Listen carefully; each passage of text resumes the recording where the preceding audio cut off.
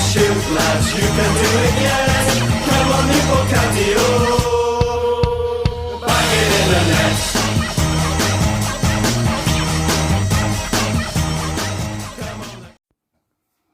Hello everybody, welcome to Taff's Word, and the title is 5 games in, 5 league games in. Obviously, I know we've had a couple of other games in the Cups, but we'll cover them as well as the 5 league games and basically cover how we've started the season, how we look in comparison to last season, what are the positives, what are the negatives, and obviously with time running out in the transfer window, what do we need to strengthen to go forward and have what would be realistically for us a successful season, which for me would be not being in a relegation fight at all.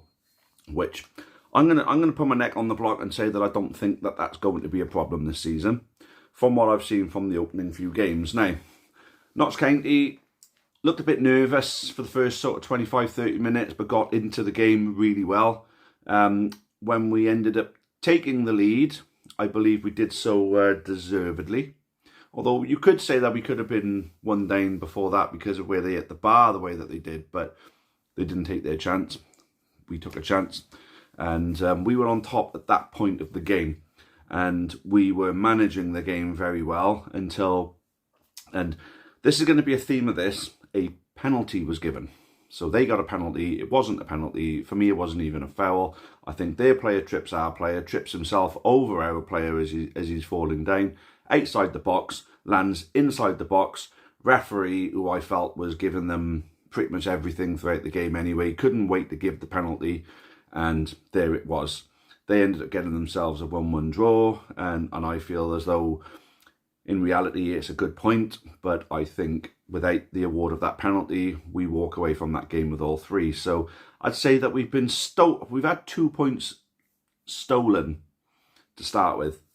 So that's one thing people have got to take into account. Oh, we've only got 4 points from the first 5 games. Yeah, well, 2 of them got stolen in that Notts County game. Then, after the back of that performance, I wanted to go to Crawley. You know, I wasn't 100% if I was going, because the thing with me, I like to keep my money. Away games are very expensive, and to be honest with you, I'd rather spend my money on a good holiday for me and the wife than go to every single away game like I used to, which I'm sure many people can sort of sympathise or agree with, you know, or think, well, yeah, fair enough, that's a fair shout. You know, to be fair, she's worth it. Yeah, but I thought, no, Crawley, I got to go first. Proper away game of the season, you know, league game of the season. And I just thought, on the back of the performance against Notts County, I just thought, oh, look, I think we're going to go down there and do a job. I've got to be a part of it. Went there, and I was right. And I thought the performance was excellent, but I thought that they are better than what the league currently represents them to be. So I think that they have got some good players. They've got League One quality players because they were in League One last season. They came down. League One is a very difficult division to stay in if you're not a bigger club. You know, you've got to be an emerging smaller club that's growing or being run in the right way. Or then you've got to just be so big and have so much wealth that you're never really, you know, up for the drop unless you could be a big club that's being hideously mismanaged. And we've seen a few of them, like Portsmouth, like Blackpool, Coventry, Bolton, have graced League Two over the years that I've been following County. So for them to come down, the football that they played when they went up was very impressive. The football that they would have played in League One would have been very similar. They would have been attempting to play a very similar type of football, but they would have been their undoing. But they did stay up one season, but they came down the next. And they were quite impressive in that first season, to be fair to them. So to come down and have the manager that they had when they went up in the first place, I wasn't expecting it to be an easy game at all.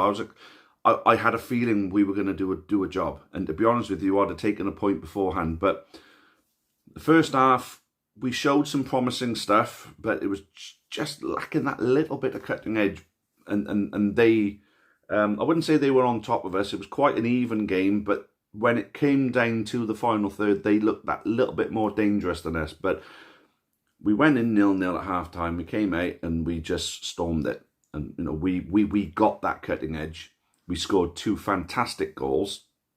And yeah, we gave up, we surrendered a goal late, but it got a little bit nervy then because of what happened at Barnet. But we come away with a win, and we were deserving of it.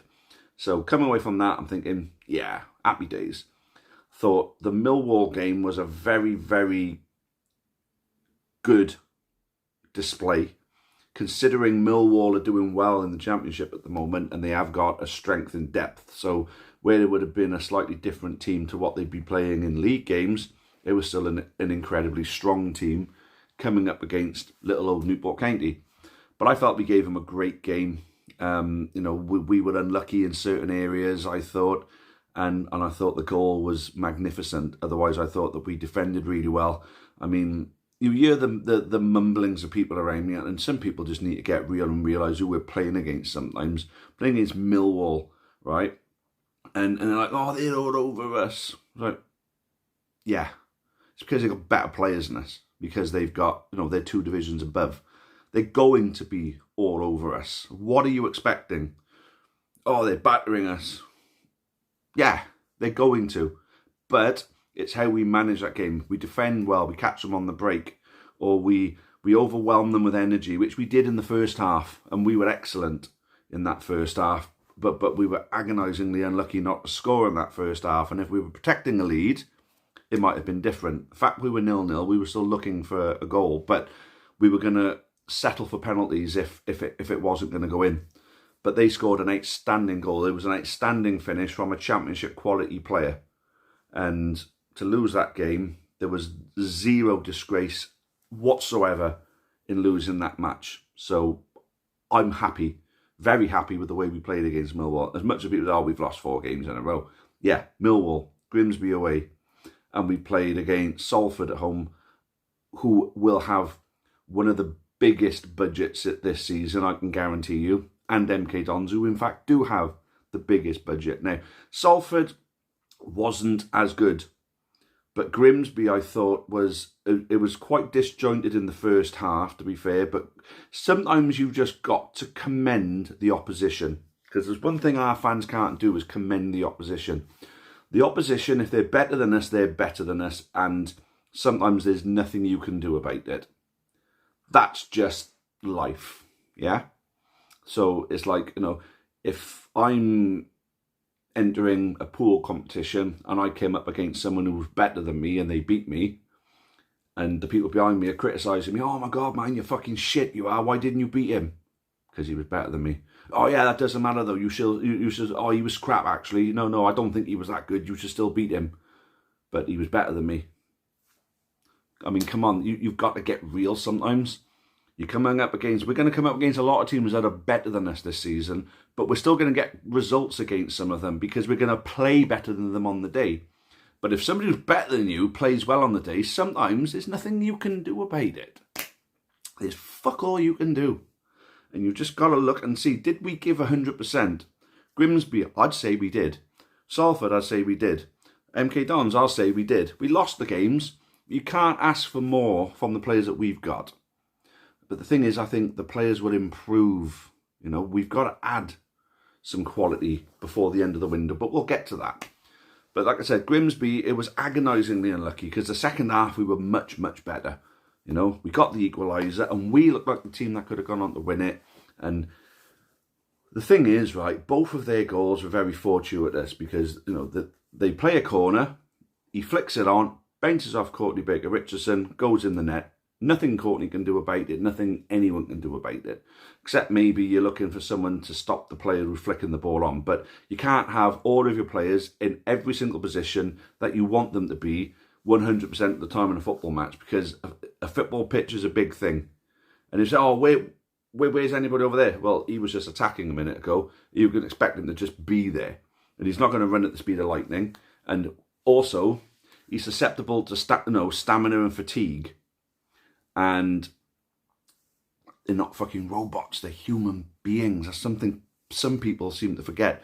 If they're not getting complete and utter perfection out of our players all the time, they got to point the finger and fucking shout at them. It's like, you're doing them no favours. They've still got a brain. They're still human. You know, it's got feelings. If they make a mistake, they're going to know they've made a mistake. What they don't need is when their own fans, oh, fuck off, that's shit. They don't fucking need that. You know? Players make mistakes, but when you make a mistake, right, it's how you recover from it. What are you going to do to make up from that mistake? But the thing is, if you've got some fucking Neanderthal in the stands shouting, oh, fuck off, you shit. What was that? It's just going to fucking put more pressure on your shoulders. Just get fucking real sometimes, people, honestly. I'm sick of hearing it from the stands, to be honest with you. I'm just hearing absolute nonsense being shouted at our players all the time.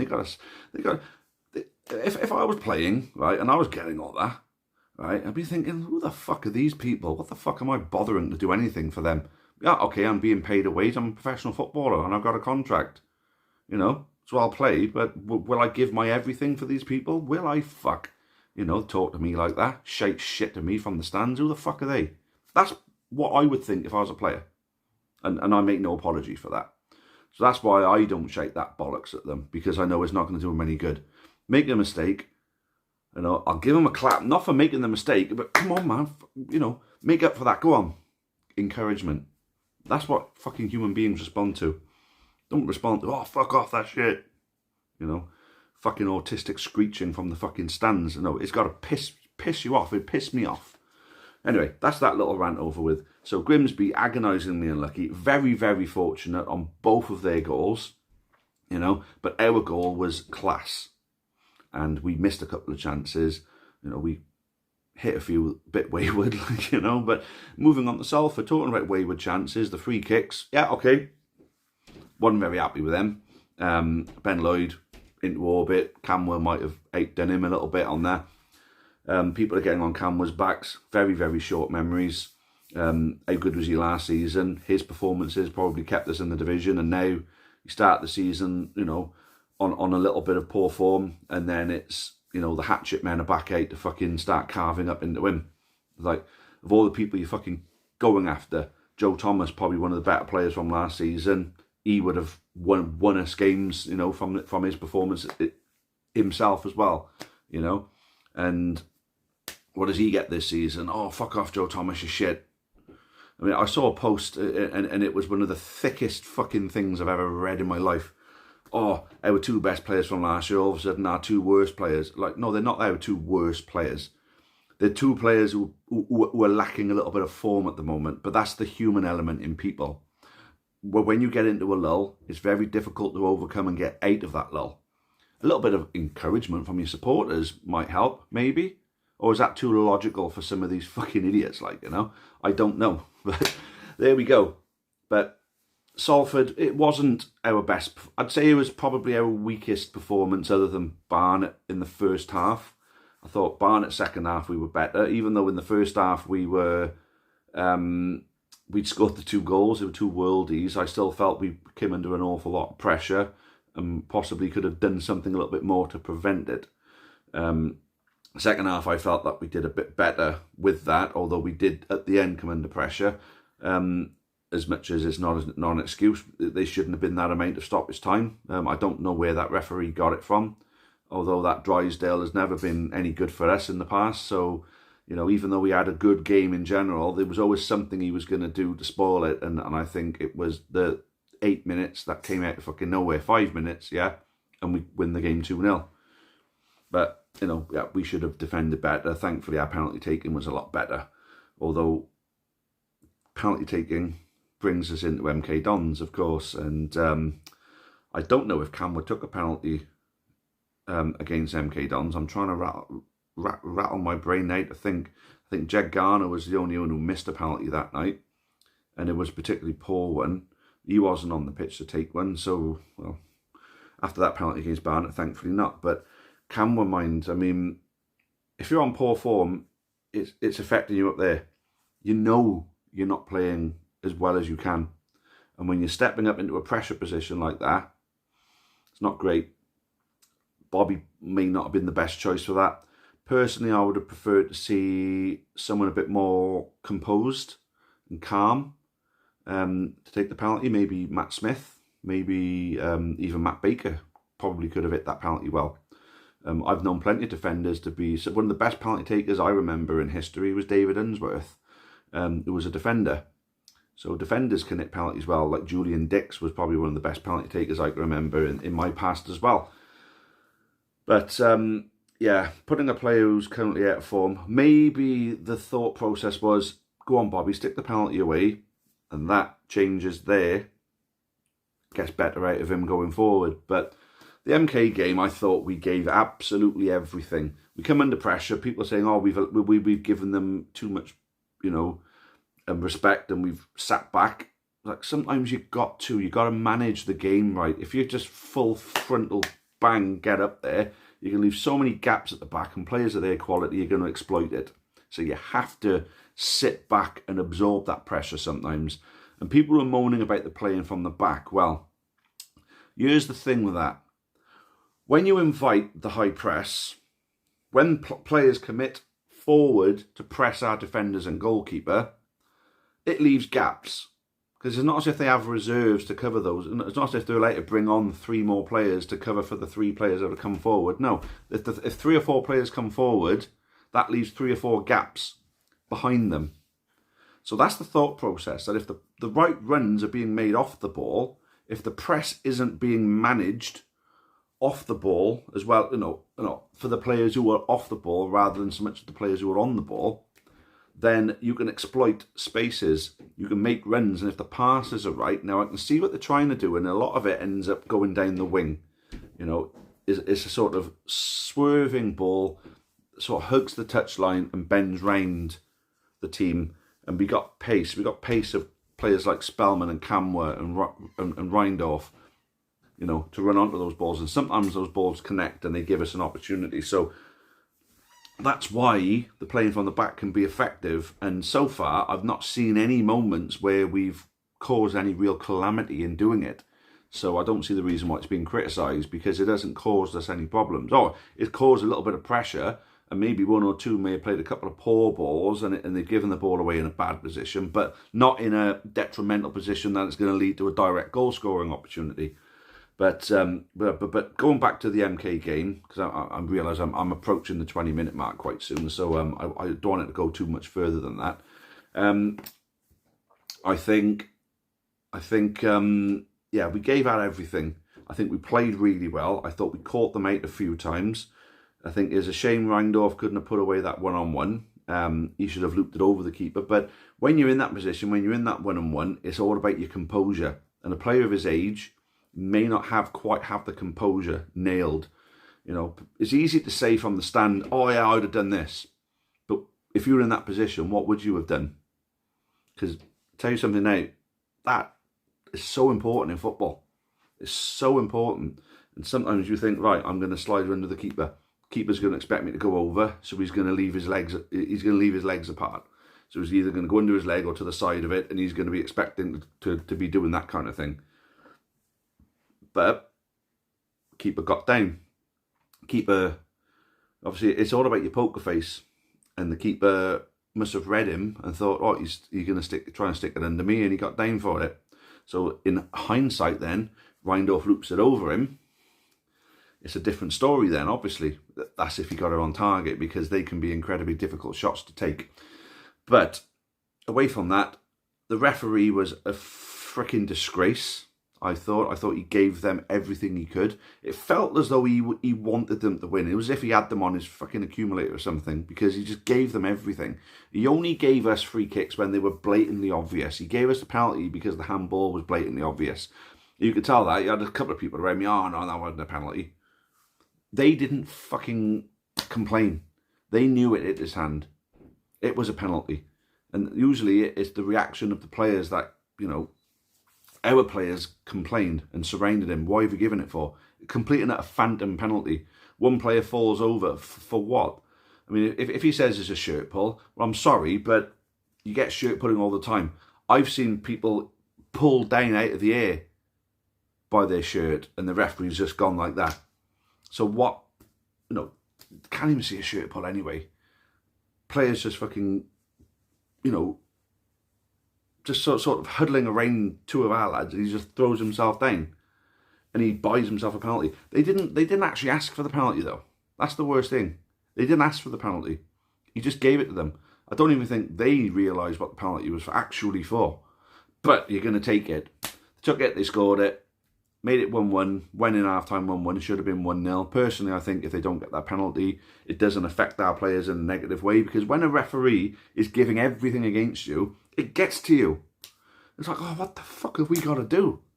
You know, I'm putting in a good challenge here.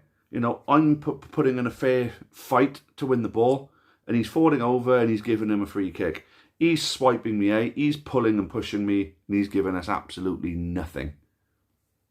I'm sorry, but it affects you. You're a human being. These people aren't robots. They aren't programmed to do what you, the standing spectator, wants them to do. They're human beings, and they are playing to the tactics that their manager has set them out to play.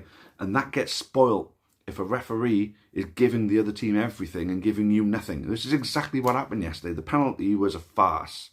And with a bit of luck, that referee will fall into non-league on the back of a shit display, and we'll never ever have to fucking see him again, because I don't ever want to see that referee refereeing another one of our games again, because it's a disgrace.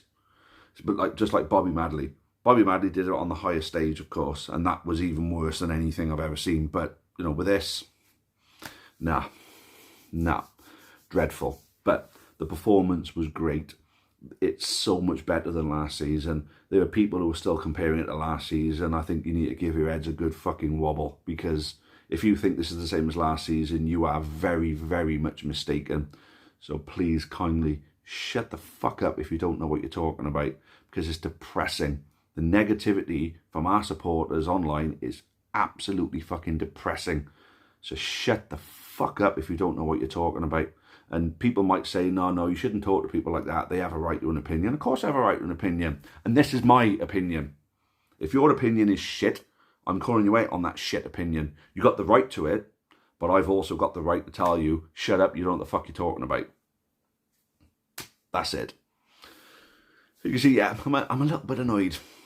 You know, tomorrow, I mean, this is Sunday, the day after, so I've calmed down a little bit, but not a lot. But tomorrow I'll probably be like, oh, well, on to the next game. But, you know, reading some of the absolute bollocks you read from people who are supposed to support the club, and I question whether they actually support or whether they're just coming on board just to troll and make things fucking difficult for people around the place. I don't know. But I think if you're going to be negative about the way things are this season, you should just go and fucking go down and watch Cardiff. I think that's what I reckon, because we have one of the lowest budgets in the league, if not the lowest budget in the league, and we have got to make do with what we've got. And what we've seen so far, we are not the worst team in the league. So I think if you are surpassing what your budget tells you should be doing, then it's successful. You can't really argue with that, can you? Honestly. Anyway, appreciate you watching. Yeah, sorry if the emotion has flown out there, but can't help it. Love this football club to bits. Criticise when it's justified, absolutely, and I do the same myself. When it's not justified and you're criticising for the sake of criticising because it's somehow trendy to do so, you know, slagging off Newport County when you're a Newport County fan is somehow trendy. Well, I'll tell you now, it's not. It's absolutely not. It makes you look like a prick, basically. So there we go. Thanks for watching. Cheer for now. Oh, one thing. That one comment that I commented back on to say I'm going to do a separate video on, I am absolutely going to do a separate video on that when I get the time. I just had to do my 5-game update first, but the next video I do will be that, I promise. Thanks for the comment. Hope to see more comments. Thanks for watching. Cheer for now, as always. Up the county.